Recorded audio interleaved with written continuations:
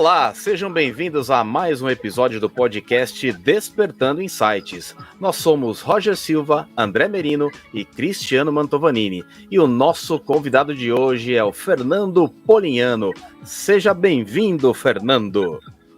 Muito grato a vocês pelo convite, pela oportunidade. Vamos colocar a conversa em dia, né? Vamos colocar as fichas aí na mesa e ver o que a gente desenvolve juntos. Pois é, né, Nando? Com essa história de pandemia, a gente foi obrigado a se afastar, mas o bom da tecnologia é que a gente consegue se encontrar online para trocar figurinhas, bater papo, perguntar o que está fazendo, etc, né? E vamos começar por isso, então, né? Como que foi para você que tem uma vasta bagagem, né? Conta um pouco da sua história para a gente entender da onde que vem a parte do Fernando consultor, para a gente chegar até os dias de hoje, nessa atualidade aí com essa pandemia e online e tudo mais. Ok, bacana, vamos lá. A gente vai ficando velho, o currículo estica, né? Fica muito comprido, tem muita página, né? Então a gente tem que começar a editar por blocos, assim, as partes da década tal, assim, é um pouco assim, né? Mas assim, eu estava refletindo sobre isso exatamente, a questão da linha do tempo, a perspectiva de tempo, né? E o que ela tem agregado para as pessoas, mas especialmente para mim, porque março agora vai fazer 48 anos que eu tive a minha primeira carteira assinada. Eu já trabalhava antes, mas em 74 eu tive a minha primeira carteira assinada. E como trainee numa assessoria de comunicação, que a minha formação básica é comunicação social, relações públicas, né? E eu me formei no pico da ditadura militar. Então, quem que se interessava por opinião pública, né? A opinião das pessoas? Ninguém, né? Era melhor ficar quieto. E para poder trabalhar, eu fiz outros cursos na área de administração, eu fiz uma pós em marketing, eu fui me desenvolvendo e depois comecei a trabalhar em outras organizações, trabalhei em diversas empresas, trabalhei na Companhia Antártica na época, que hoje é Ambev, trabalhei na Caterpillar do Brasil, trabalhei na Cosipa, quando era uma estatal federal, trabalhei na Ultragás, eu vim trabalhando e alavancando a minha carreira, comecei a crescer, tive cargos gerenciais, cargo de direção, e aí em 90, eu passei a ser consultor, eu fui chamado por um parceiro de profissão, e assumi uma unidade de negócios, e aí eu mudei o lado da mesa, e quando eu mudei o lado da mesa, eu tinha uma vantagem que eu tinha estado do lado de lá, né? Eu tinha estado como funcionário, como a gente chamava na época, era funcionário, né? Hoje é colaborador. Esses termos mudam, mas não é modismo, tem uma história por trás, né? É interessante a gente observar, né? Depois, se você quiser, a gente fala um pouco. Mas assim, e aí como consultor eu expandi muito a minha atuação, porque eu comecei a atender grandes organizações, sempre ainda por esse enfoque de comunicação, de fazer a ponte com o que hoje a gente chama de stakeholders, né, que é uma coisa chique pra caramba, os stakeholders, né, que nada mais são do que os públicos de interesse da organização que a gente falava, né? Você fala de governo, de imprensa, na época, funcionários, né, familiares de funcionários, você fala de fornecedores, você fala de clientes, né, comunidades, então a gente fazia isso. O que eu menos fiz foi relacionamento com o governo, mas o resto eu fiz tudo. Então, isso tinha me dado uma desenvoltura muito grande para compreender, pela perspectiva de um funcionário, né, um colaborador de empresa, como é que as coisas são, né? Como é que são os jogos de poder dentro de uma organização, as hierarquias, né? Como é que os pavões se acomodam na gaiola, a gaiola pequena, todo mundo querendo abrir, mostrar, né, o rabo, aquela coisa bonita, enfim. Então, assim, quando eu comecei a trabalhar como consultor, eu fui atender contas de empresas importantes e aí fui passando pelas empresas e vendo, sempre trabalhando com gente. Fui fazendo outros cursos na área de liderança situacional, planejamento empresarial, estratégia competitiva, enfim, eu vim me trabalhando para me desenvolver. E comecei a ter oportunidade também de trabalhar fora do Brasil. Então, eu comecei a somar uma experiência, né?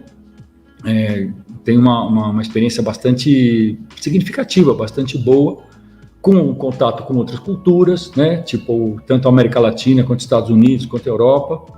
Não trabalhei na Ásia ainda. Se aparecer alguma coisa, quem sabe eu vou para lá, desde que não tenha que comer morcego, né? Vamos tomar cuidado com isso.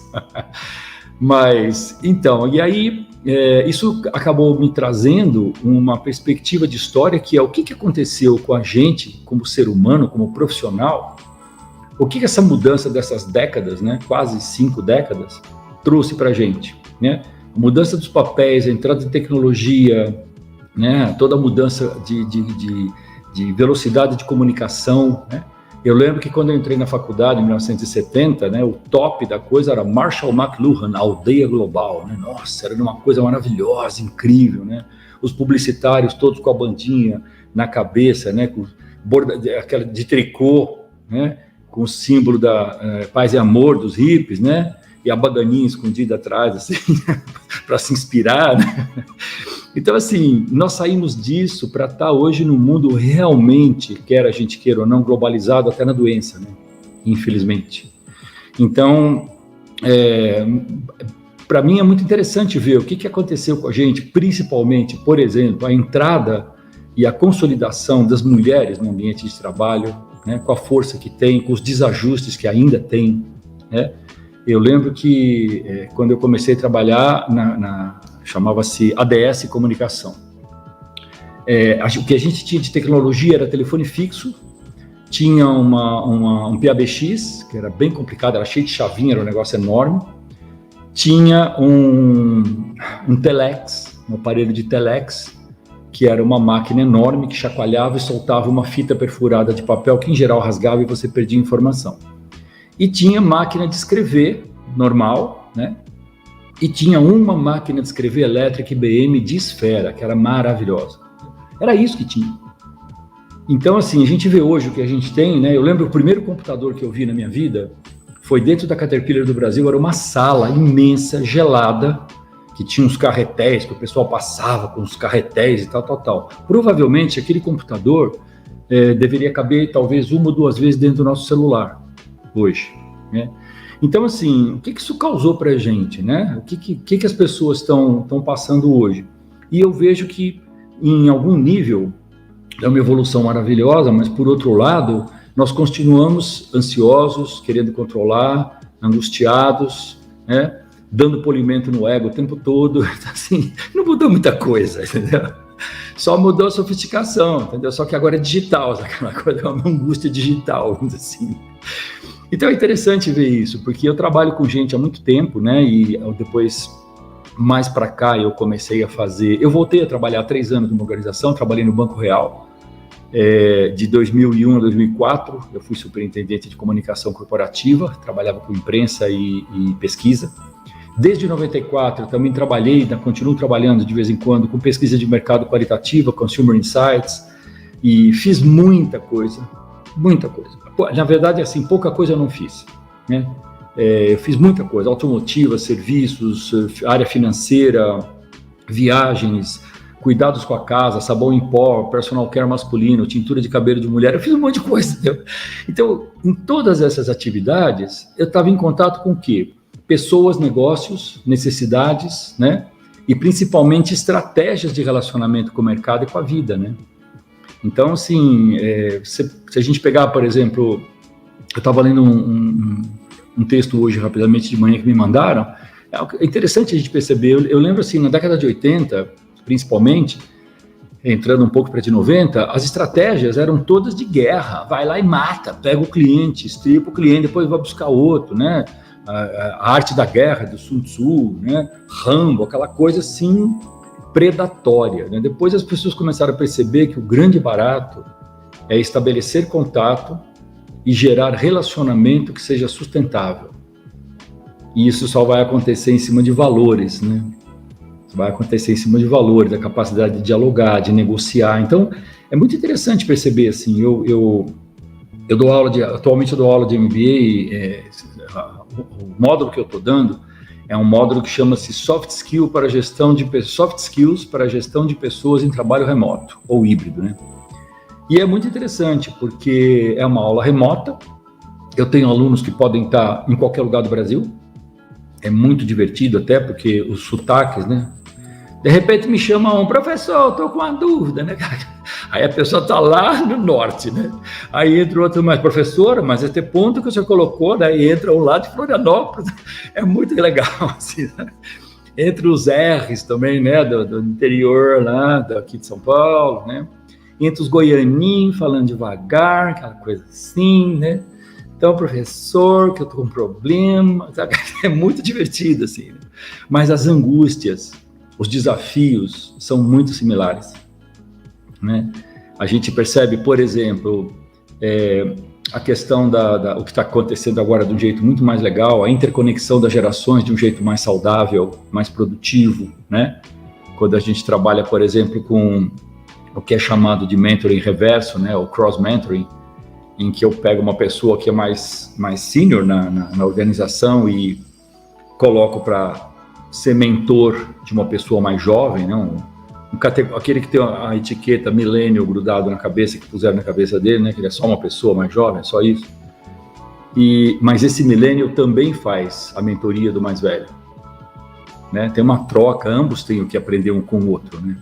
Então é muito rico a gente ver o que está acontecendo. E eu trabalhei também, no caso do meu desenvolvimento como profissional, em 2005, quando ainda não era outdoor no aeroporto, eu fiz a minha primeira formação em coaching. Depois virou outdoor no aeroporto, é super legal, hoje tem coaching de tudo, até para dobrar lençol tem coaching, né? Mas enfim. Mas eu tenho 4 formações, fiz mentoring, tenho formação em mediação de conflitos, então assim, eu vim me conjugando para poder trabalhar e viver no mundo. Porque na idade que eu tenho que honrar a escolha que eu fiz quando eu era bem mais jovem. Então, uma sinopse, assim, acho que eu falei até muito, né? Mas enfim. De maneira nenhuma, Nando. A gente tá anotando, a gente fica anotando um monte de coisa aqui, já tem vários insights aqui, até vendo pela carinha deles aqui, que realmente vai vir pergunta boa. Mas uma coisa que a gente costuma conversar bastante nas nossas reuniões e nos treinamentos que a gente faz para as empresas, é muito o que você acabou de falar. As necessidades, né, dos colaboradores, das pessoas, tanto no desenvolvimento pessoal como profissional, elas continuam as mesmas. Né? E você deixou bem claro isso, né? Continua ansioso, a expectativa de cada um, de querer superar, de puxar o tapete do outro para conseguir chegar numa posição melhor, tá? E a gente nota que através dos tempos isso continua, né? Hoje é mais intensificado talvez por conta da tecnologia, que você consegue desabafar via Facebook, Instagram, fazer terapias online, etc, né? Mas em termos de conteúdo, Nando, o que você percebe da época que você começou para hoje, como que foi o desenvolvimento disso, né? Você consegue buscar informações mais facilmente, você consegue estudar de uma maneira melhor, mas a base, a estrutura do conceito, ela continua a mesma? Você está falando das relações interpessoais, o conceito desse nível? Isso, exatamente. Olha, vamos combinar uma coisa. Eu já tive a oportunidade de trabalhar e continuo tendo, por exemplo, com pessoas... fazer um raid das Américas aqui, uma volta ao mundo.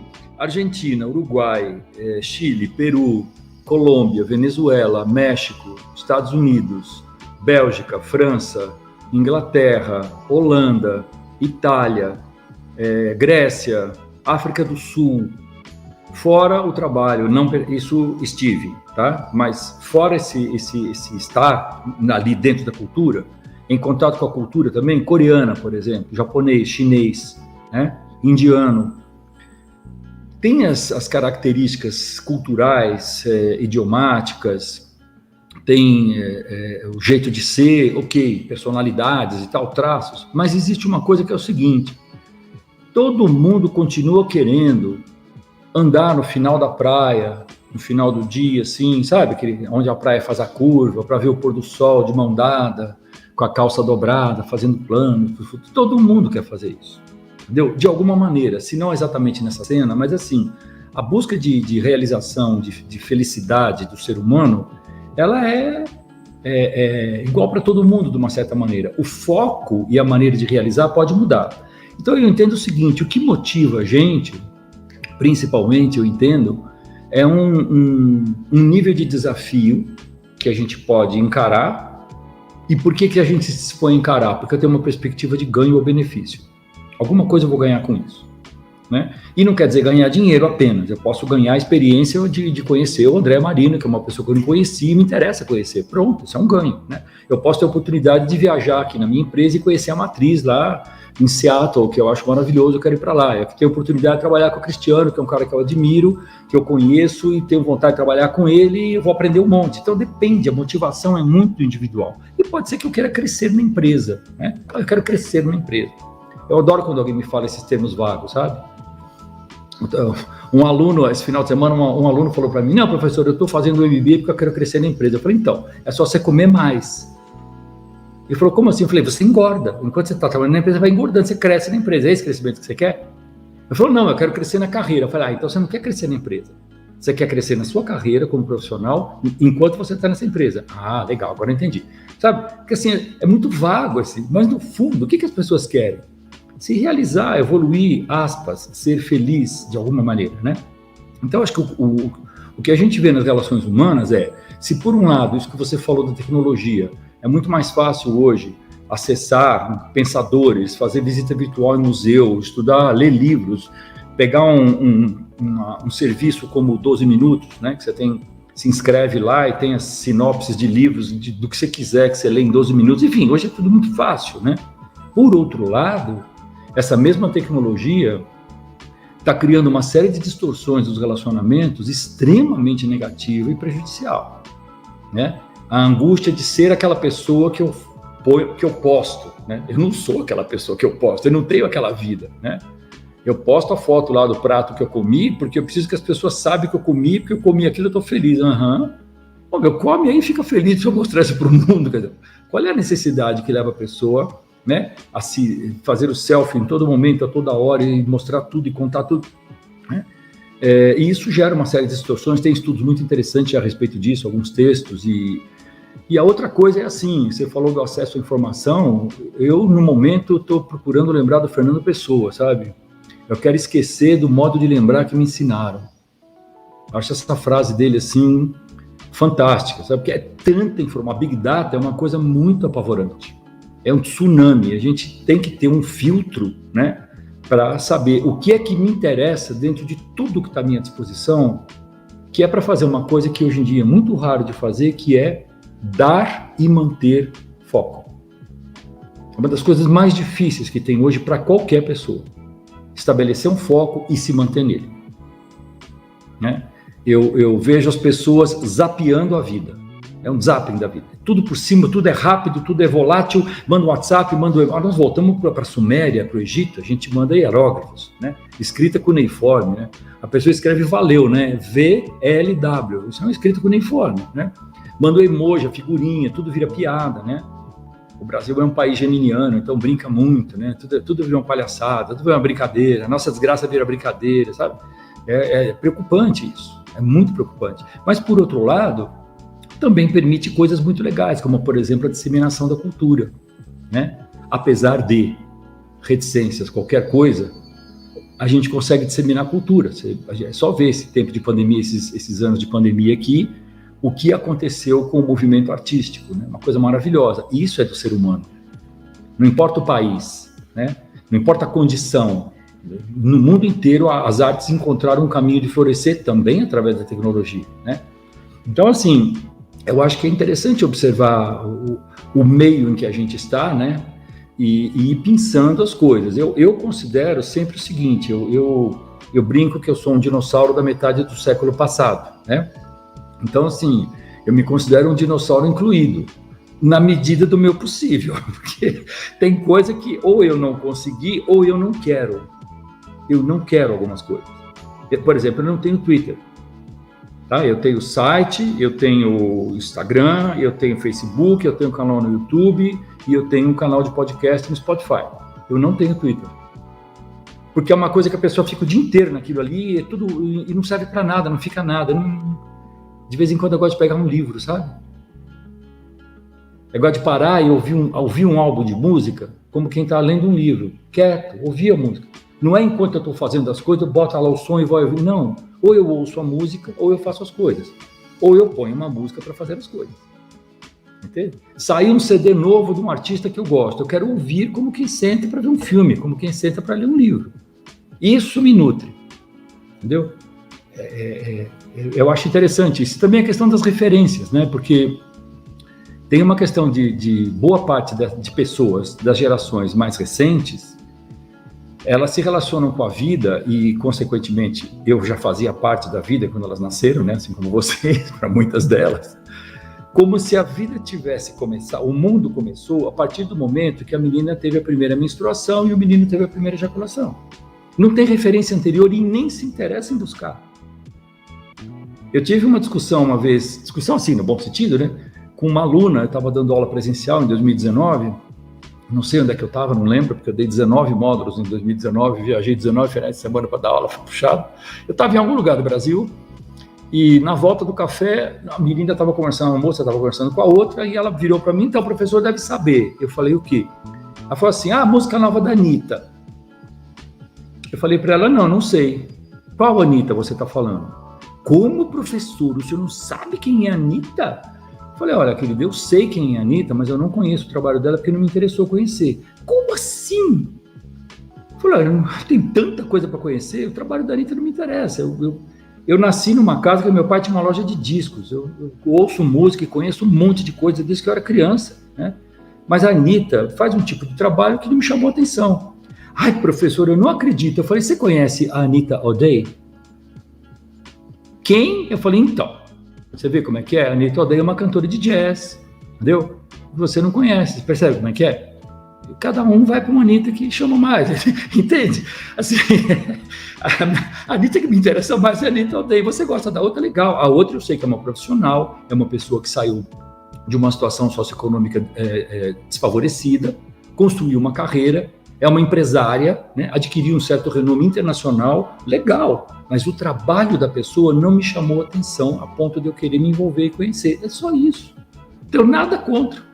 Sabe como é que é? Então, assim, esse nível de seletividade eu tenho chegado a partir de uma atenção comigo, porque senão eu me irrito muito, porque eu posso ser muito chato.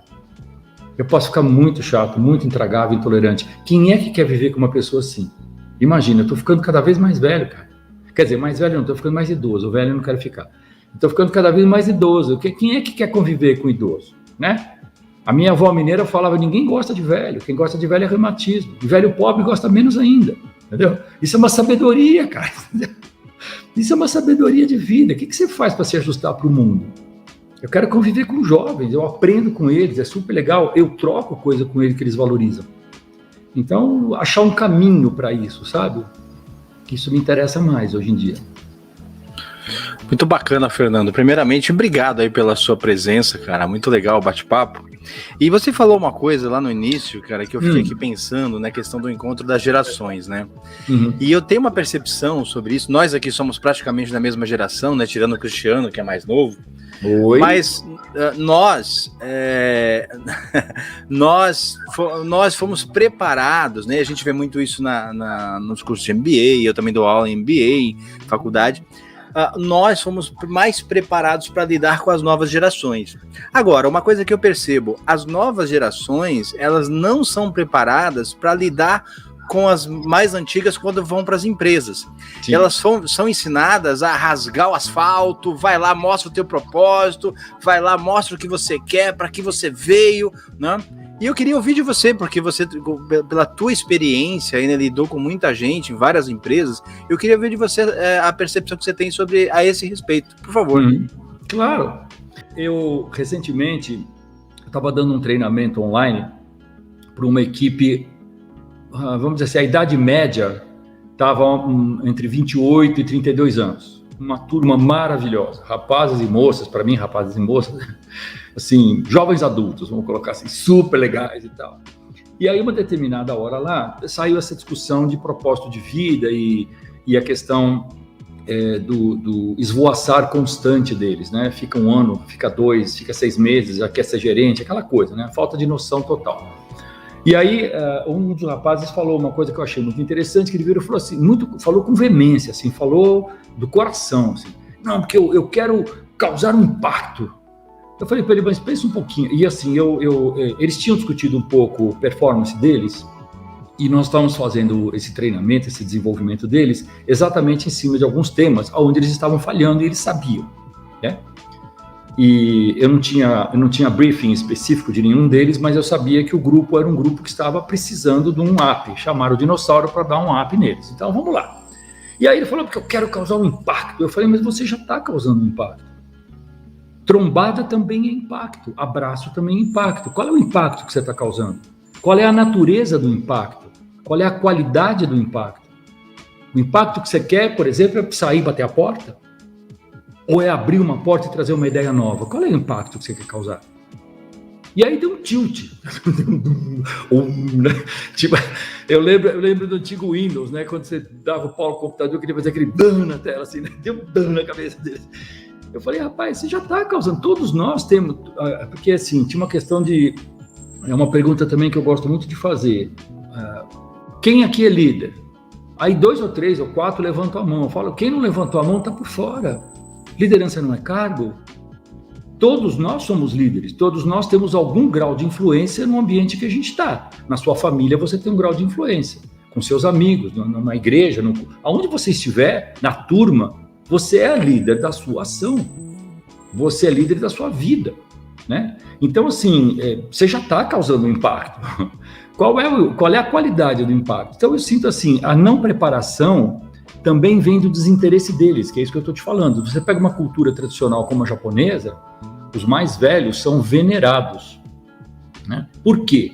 Porque eles têm uma história de vida, eles têm uma sabedoria, eles vieram antes, né? Coisa que hoje as pessoas estão ficando um pouco mais conscientes disso, quem entra em contato, por exemplo, com o pensamento do Bert Hellinger, né? Com as constelações sistêmicas, as leis que organizam a família, existe uma coisa chamada lei da precedência. Eu vim antes que a minha irmã mais nova, ponto. Meu pai veio antes de mim. Quem que é grande aqui?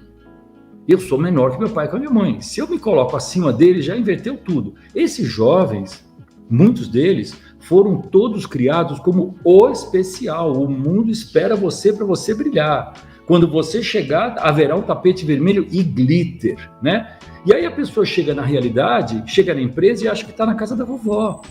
E não está na casa da vovó, né? Não vai acontecer. Eu tive um aluno, no começo desse ano, o primeiro módulo que eu dei esse ano foi em fevereiro, eu tive um aluno que me contou uma história que eu achei incrível. Ele falou, olha, eu contratei um rapaz, um cara super legal, acho que 25, 26 anos, power, super bem preparado, entrou com o maior gás e tal, e aí, depois de uns 4 ou 5 meses, um dia esse rapaz entrou na sala dele, que era o gestor, umas 10 horas da manhã, e falou, olha, eu queria te falar que tá sempre super legal trabalhar aqui, tô achando muito bom, já me entrosei com isso, com aquilo, você viu que eu entreguei tal coisa, eu acho que tá na hora de eu ser promovido, que tô precisando ganhar mais.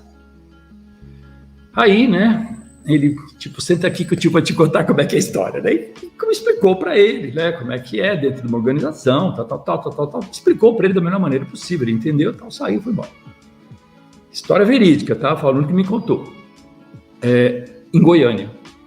Segunda-feira, esse jovem entra na sala desse gestor e fala, cara, olha, gostei muito da nossa conversa na sexta-feira, me fez pensar um tanto, é o seguinte, eu já vendi meu carro nesse final de semana, estou me desfazendo das minhas coisas, eu agradeço a oportunidade que você me deu, mas eu resolvi pedir demissão, estou saindo, eu vou para a Irlanda, vou para a Escócia, sei lá, vou ficar um tempo lá, depois eu vejo o que eu vou fazer da minha vida.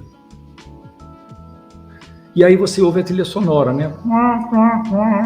Tipo assim, meu, como assim? O que essa pessoa está buscando na vida? É esse o impacto? Você me frustrou, então eu não brinco mais, tá? Eu vou subir para casa, vou ver televisão sozinho. Entendeu? Vou jogar videogame sozinho no meu quarto. É tão infantil a falta de noção de que você precisa construir algo, que é a pergunta que eu sempre faço. Ponto.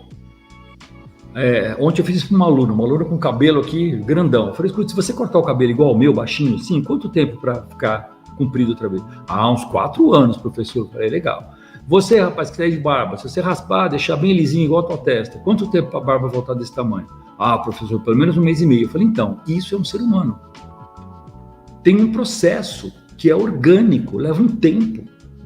Eu não vou dormir sem barba e levanto de manhã e falar, barba. Não, só no virtual, né? Mas no real, uma mulher engravida, se tudo for bem, 9 meses para nascer um bebê. As pessoas não querem mais, elas querem clicar 2 vezes e está pronto, ninguém quer o processo. Entendeu? A pessoa quer ficar hoje, E aí amanhã ela já está com uma criança com dentes, sem fralda, falando e andando, entendeu? Já indo para a escola, que é para não ficar muito tempo comigo. Não existe isso. As pessoas não foram criadas para um processo. É um treino, muitas vezes, similar a um videogame para mim. A pessoa entra no jogo e fica tentando, entendeu? Virou a parede, atira. Virou a parede, atira. Sabe aquela coisa, aquele tipo de videogame? E aí, morri, caiu na fase. Começa outra vez. Não começa outra vez. Cada emprego que você está pulando fora não é uma fase, é uma fase que você está jogando fora. Não vai repetir a fase, a próxima fase é outra fase. E você continua jogando mal. Né? Então, assim, são analogias que me vêm, que eu acho que explica um pouco como eu penso, né? Como é que eu sinto as coisas. Então, assim, eu acho que a grande responsabilidade por entrosar essas gerações é nossa. Porque eles não fazem por mal. Eles foram criados, aquela história, todo mundo vai para a escolinha de natação, todo mundo ganha medalha para ninguém ficar frustrado. Aí quando o cara chega na empresa, vai ganhar a medalha, quer entregar o resultado no prazo, com a qualidade que tem, com as métricas que tem que ser. Hello, acorda, o chá do chapeleiro maluco ficou lá na Alice, entendeu? Aqui é coisa para valer, né? Eu gosto muito eu uso um trecho de um vídeo do classificação para as Olimpíadas, quando o César Cielo não se classifica na última chance que ele tem, por 2 centésimos ele não se classifica, 2 centésimos de segundo. E o cara era simplesmente, né, o César Cielo. E ele não vai para a Olimpíada, ponto. Entendeu? Um dos maiores nadadores de todos os tempos da história brasileira. E ele não foi, por quê? Porque ele não chegou lá, ele não entregou. Aí chega o bonito, chega a linda na empresa e quer causar o impacto e ser gerente em 6 meses. Né? Acorda, Alice, né? Não, isso faz total sentido, cara, total sentido, porque eles querem simplesmente alcançar algo, mas sem ter o trabalho para isso, né? Isso me fez lembrar agora de uma situação, nós participamos de um evento em que a gente lá, até para dar alguma coisa pro pessoal, nós sorteamos lá algumas mentorias conosco, né? E uma das meninas que eu fui fazer a mentoria, a primeira pergunta que eu fiz para ela foi assim, qual o teu objetivo profissional? Eu quero ser diretora. Tá bom, vamos lá. Eu tenho uma empresa, eu tô te contratando agora como diretora. E agora? Ela não soube o que me responder, não soube o que fazer, não soube o que falar, né? Eu falei pra ela, a questão não é ser diretora, é o que você vai transformar ao teu redor com o cargo de diretor. O cargo de diretor é só uma classificação da estrutura organizacional da empresa. Mas precisa entender o seguinte, através desse cargo, qual é a mudança que você vai fazer, qual é o impacto que você vai causar na empresa, na sociedade, nas pessoas que estão ao seu redor. E você falando isso, né, bate diretamente, porque na nossa época, eu lembro, né, que quando eu comecei minha carreira, eu trabalhei na Cosipa também, se falou da Cosipa, eu trabalhei lá. E para você mudar de cargo era muito difícil. Nossa senhora, né? Hoje as pessoas entram nas empresas, já entram como analista, né? Já entram como coordenador, supervisor de atendimento. Cara, para você ser supervisor na minha época era uma loucura. Então eles perderam, não é nem que eles perderam, né? Eles não tiveram essa noção de conquista. O cargo passou a ser somente uma nomenclatura.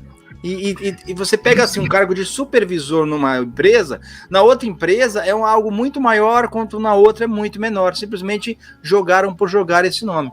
E baseado no que você falou, Fernando, como eu falei, faz muito sentido, cara, muito legal isso. Essa reflexão é uma pena que essas gerações novas, elas não são, como eu falei no início, elas não são preparadas para isso, né? Elas só são preparadas para rasgar o asfalto e vai lá e conquista o seu espaço. Mas como eles não são preparados?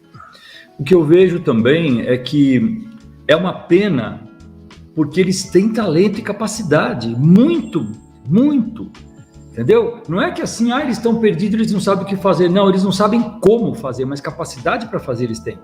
Então, é por isso que eu falo, acho que é uma responsabilidade da gente pegar, igual quando a gente faz com planta nova, quando ela começa a dobrar, que você põe uma estaquinha, né? Como é que você dá apoio, como é que você dá suporte para a pessoa usar a inteligência que ela tem a favor do desenvolvimento dela para ela chegar onde ela quer. O nome é simplesmente postar no Facebook, colocar no LinkedIn, entendeu? Tá num relacionamento sério com a empresa, no cargo tal, sabe como é que é? Isso é bobagem, o lance tá bom, é o que você falou, eu ponho você no cargo de diretor, você faz o quê? Você não sabe o que fazer. Porque você não foi colaborador, você não foi analista, você não foi supervisor, você não tem uma carreira. Você já quer chegar no topo, imaginando que você vai ter todos os fringe benefits, o carro, a assistência médica com Einstein incluído. Eu assisti ontem, sem querer, eu estava meio de bobeira aqui, eu assisti, de vez em quando eu vejo algumas coisas na televisão, não sou muito ligado não, mas eu vi um documentário ontem, que vocês devem conhecer, eu não tinha visto, que chama Minimalismo Já, na Netflix, é curtinho. Embora ele enfoque muito a cultura e o sonho americano no sentido do consumo, nós também temos o sonho do consumo, que nós importamos isso, né? É o quanto as pessoas transferem para as coisas a responsabilidade de fazê-las felizes e não são felizes e compram mais coisas e tentam mais e para isso trabalham mais e para isso se endividam. E o grande barato, né, vamos dizer assim, é o ser, né? Eu, nas minhas postagens, nas minhas publicações, e eu sempre gosto de... Eu tenho um tagline, assim, eu tenho um disclaimer, né, que eu gosto de falar, que é: o ser do humano me fascina. O ser do humano me fascina. Porque o fazer, o estar, o ter, ok, isso é tudo transitório. Mas o ser não, o ser é permanente. Quem é você, né? Como é que você trabalha para melhorar a qualidade de quem você é? Como é que você melhora a expressão do ser que você é? Que qualidade você tem como ser humano, não como ter humano. Você tem valor não porque você mostra que você tem, mas pelo que você é. Porque a gente cansa de ver pessoas que têm um monte de coisa, ou que estão no lugar isso, ou no lugar aquilo, que fazem isso e fazem aquilo, e como seres humanos mesmo, não tem aquela qualidade toda. Né? Eu acho isso meio, para mim, é fascinante. Não, e só mais um comentário sobre o que você falou, Fernando, agora há pouco, a questão do que os alunos, né, que os jovens são criativos e a responsabilidade é nossa de estimular isso. Eu me lembrei agora rapidamente que na faculdade, cara, eu na sala dos professores tem uma coisa que me incomoda muito quando alguns professores falam, que aquela turma lá o pessoal é fraco, cara, o que você está fazendo para mudar isso? Né? É muito simples você chegar e falar que uma equipe, que uma turma, que uma classe de escola é fraca, mas o papel de estimular e demonstrar e cutucá-los, né, provocá-los a terem ações diferentes, a responsabilidade é nossa. Então eu acho um absurdo, assim, claro, é uma opinião minha, eu acho um absurdo um professor falar que a turma é fraca, porque ele tem o papel de estimular e provocar para que eles demonstrem a capacidade deles. Eu acho que aí tem uma questão que está ligada ao conhecimento e a noção que a pessoa tem do que é o papel de um educador, né? Porque se você pegar pela origem da palavra educere, que é de onde vem educar, é conduzir para fora, direcionar para fora. O trabalho de alguém que se propõe a ensinar é trazer aquilo que a pessoa já tem nela e nem sabe. A pessoa tem sementes que esse instrutor, vamos dizer assim, vai regar, vai adubar, vai ajeitar na terra para que aquilo brote. Eu tiro por mim uma coisa super interessante. Hoje, às vezes, eu fico pé da vida com a moçada, porque se fala inglês, não, professor, vocês têm uma facilidade. Eu venho de uma família de classe média, médiazinha. Meu pai, no começo, não tinha muita condição, mas 3 filhos, mas eu fui criado com um ambiente legal, com educação e tal. Ok. Quando eu fiz ginásio, tá? E aí você começou a perceber que eu sou mais velho que você. Porque você ficou invocado que a gente tem a mesma idade. A gente não tem a mesma idade. Eu também fiz ginásio. Ih, meu Deus do céu, vamos lá. Legal. Então, na segunda série do ginásio, pela primeira vez eu tive inglês. Eu tive um professor chamado Paulo Greco. E ele era eu estudava no Liceu Coração de Jesus, um colégio salesiano, né, católico. E ele era meio um professor de cursinho. Ele fumava escondido na janela, os alunos achavam ele o máximo. Ele era ótimo. Ele ensinava a gente a falar palavrão, né? Shit, né? Bobagenzinhas, mas você imagina, ginasianos na segunda série, né? 14 anos, assim, mais ou menos, 15 talvez, nem sei. Ele percebeu que eu tinha muita facilidade para o idioma inglês. E o que é que ele fez? Quando chegou no segundo semestre daquele ano, ele começou a me dar as provas da turma da noite para corrigir. Olha o que o cara fez. ele mostrou para um adolescente que está no momento de fortalecer a sua autoconfiança, encontrar a sua turma, ter a sua identidade, ele mostrou para mim que ele confiava em mim e na minha capacidade. O que eu fiz? Eu me achei, né, cara? Nossa, né? Eu me achei. Se você levar em conta que isso, logo na sequência, entraram Beatles e as letras das músicas não vinham nos discos, eu tirava a letra de ouvido, pelo som, buscando no dicionário. Então, esse cara fez comigo uma coisa que eu nunca tive problema com inglês. Eu praticamente aprendi inglês sozinho. Mas foi uma batalha, né? Então, assim, hoje as pessoas têm Duolingo, Babel, internet, tem o que quiser e não estuda, e não faz. Pô, é uma questão de motivar. Esse cara, esse professor Paulo Greco, eu fui encontrar com ele muitos anos depois, numa cidade do interior, que eu fui visitar uma amiga e ela me convidou para assistir uma missa lá, que era uma festa de São Benedito, e eu fui. E ele levantou lá para ler a homilia lá, aquele texto que eles leem no meio da missa, e eu tive uma crise de choro. Eu fui falar com ele depois, abracei ele para agradecer o que ele fez comigo. Ele foi um professor para mim.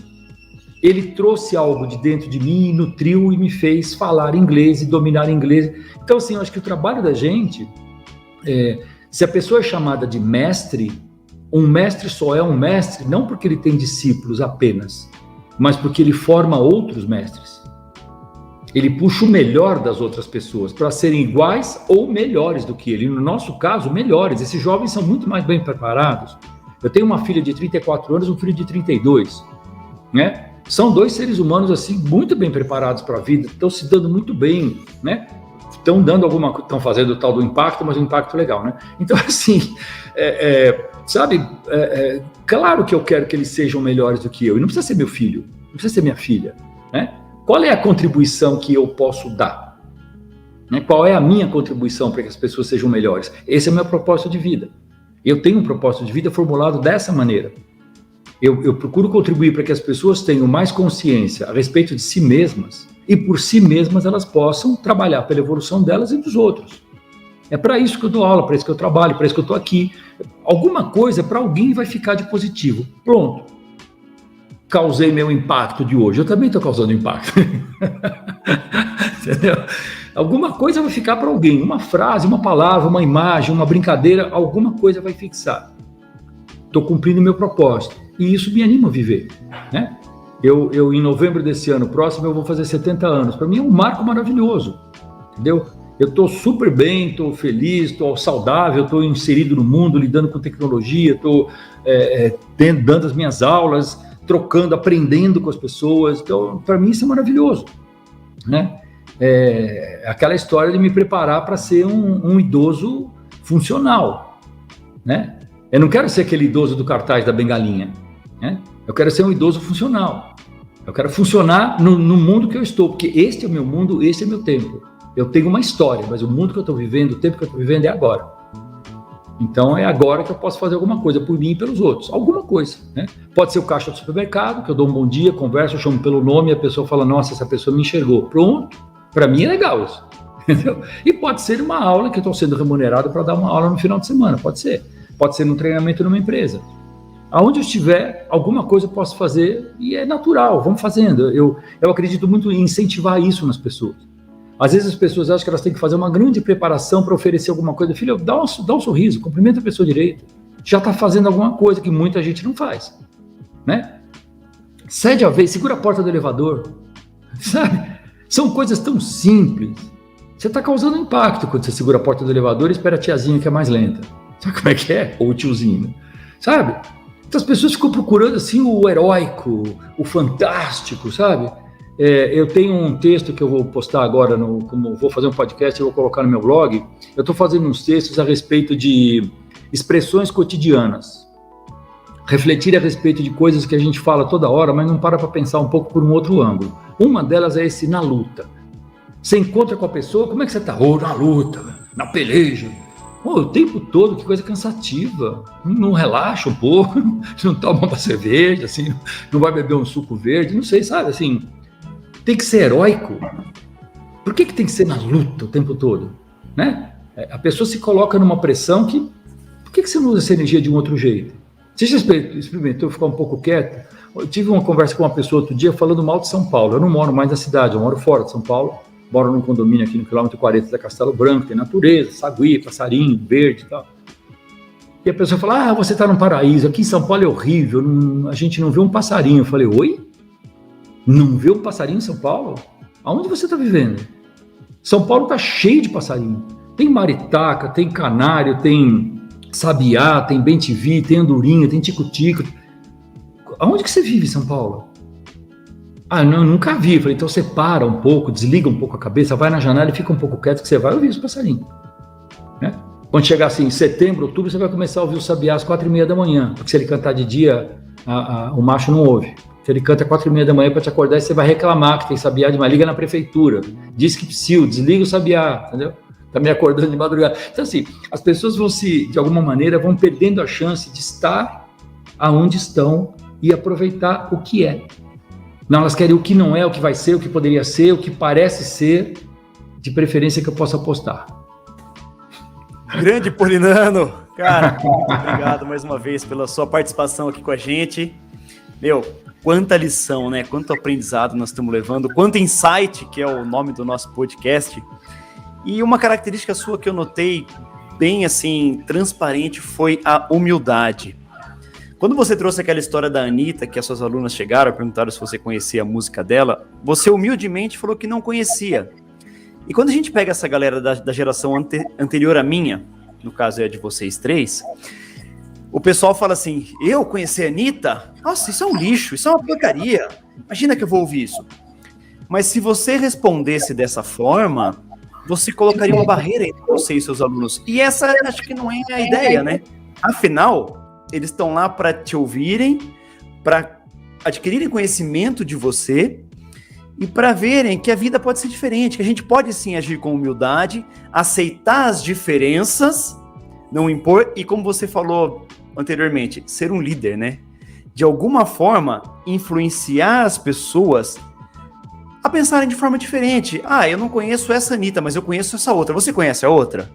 Não, olha, também é bem legal. Eu aconselho você, inclusive, a ouvir uma música dela, acho que você ia gostar, tal, e a pessoa começa a ampliar a cultura, o conhecimento de uma forma fácil, de uma forma sutil. Porque como foi falado, né, essa geração millennial, que deram esse nome, a geração Z, enfim, eles querem crescer muito rápido, querem tudo muito rápido, não ouvem a música para apreciar, mas ouvem a música simplesmente para dançar, para ir numa balada, e vocês que têm essa vivência, que têm esse conhecimento, podem mudar isso, desde que vocês criem conexão com essa galera, com a gente. E é isso que você faz, cara. Achei muito fantástico isso. Quando você trouxe o ensinamento do mestre, né? Isso nada mais é do que ser um líder. O mestre é um líder. Ele forma opinião, ele faz com que as pessoas sigam ele. Desde que ele utilize a linguagem das pessoas que estão ouvindo. Então, que dica que você dá para a galera da sua geração, para agir dessa forma, com essa humildade que você está trazendo para a gente, e não fechar as portas para as gerações novas? Afinal, nós estamos trocando, e é muito interessante que haja essa conexão e essa troca de informações e de vivência. Então, eu acho que, primeiro, grato aí pelo feedback. Eu acho que existem algumas coisas, né, especialmente alguns atributos ou algumas condições que a gente pode ter, mostrar como ser humano, que a gente mesmo não vê. A gente mesmo não deve. Quando uma pessoa vira e fala assim, eu sou um mestre, dançou. O outro pode dizer se eu sou um mestre. Por mais que uma pessoa seja Mega Masters Bubbles, entendeu? Com LED azul piscando, pode ter alguém que não veja essa pessoa com esse talento ou não reconheça. A dica que você me pede, assim, o caminho para isso, eu acho o seguinte, é respeito. Eu posso não gostar de um determinado artista, de um determinado pensador, mas ele atende a uma camada de pessoas que gostam dele, que respeitam ele, então respeita.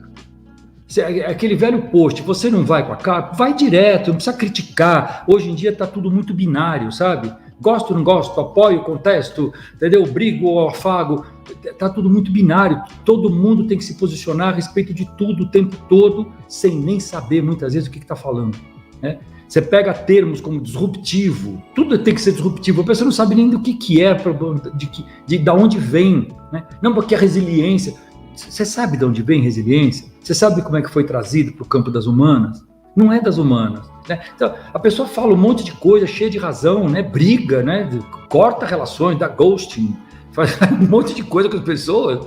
E assim, quando a pessoa dá ghosting em alguém, é ela que está se apagando.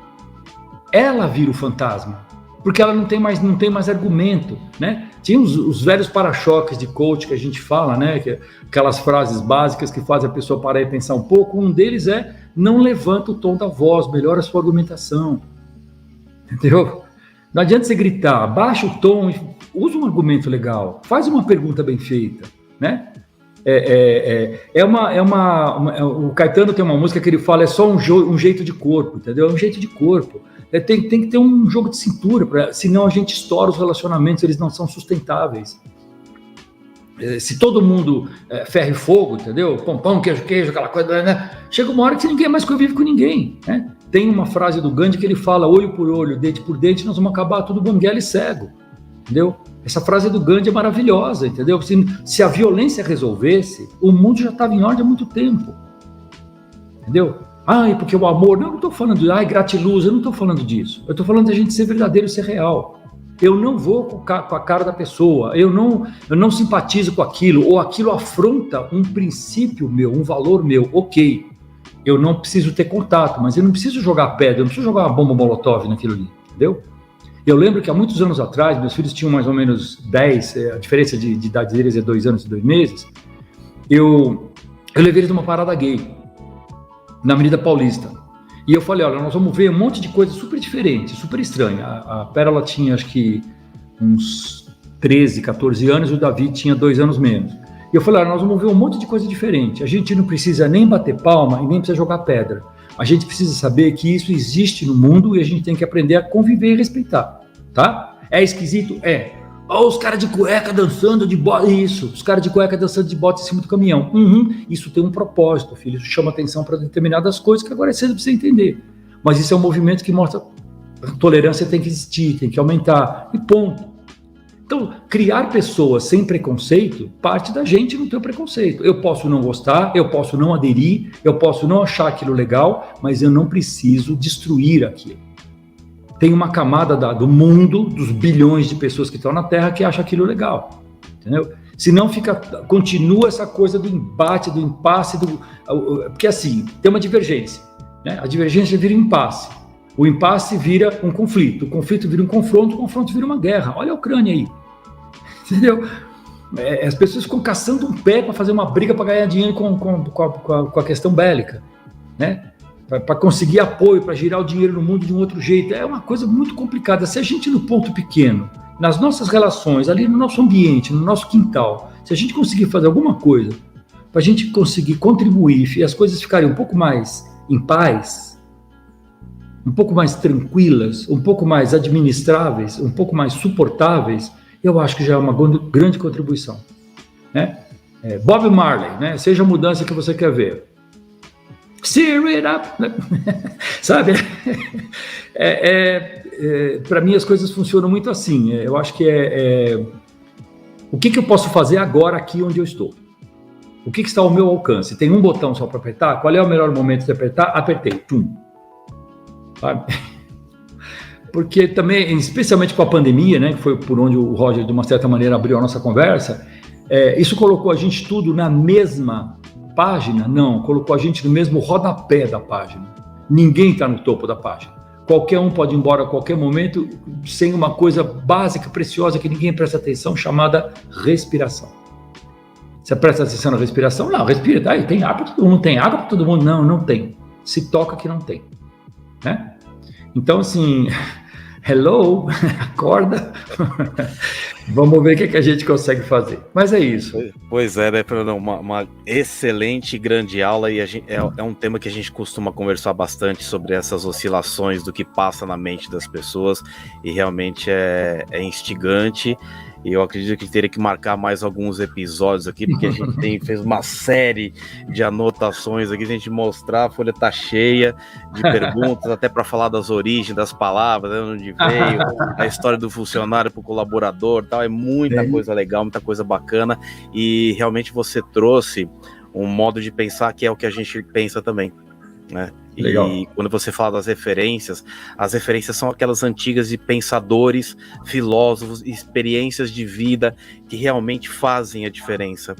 E quando você fala, por exemplo, no exemplo da Anitta, quando você fala só o lado de empresário, você vê como você imagina uma pessoa completamente diferente. É uma empresária, de cara conhecida no mundo inteiro e tal. E eu vi recentemente uma brincadeira que fazia do Príncipe Charles com o Ozzy Osbourne, né, que os dois têm a mesma idade, nasceram no mesmo país, moram num castelo, têm 2 filhos lá, e são completamente opostas, né? Então você analisando friamente aquilo que você vê, não, vamos conhecer o que a gente é, realmente, essa palavra é muito forte, né? Mostra o que você é para cada um. Então, sensacional. Então, infelizmente, né, terminar, porque já estamos com o tempo estourado. Fernando, fala aí o que você quiser de consideração final, se quiser deixar alguma frase, indicação do que você quiser, e, por favor, passe seus contatos para quem quiser conversar, conhecer mais o Fernando Polignano, quiser entrar em contato, se seguir nas redes, fique à vontade, por favor. Muito grato. Mais uma vez, grato pela oportunidade.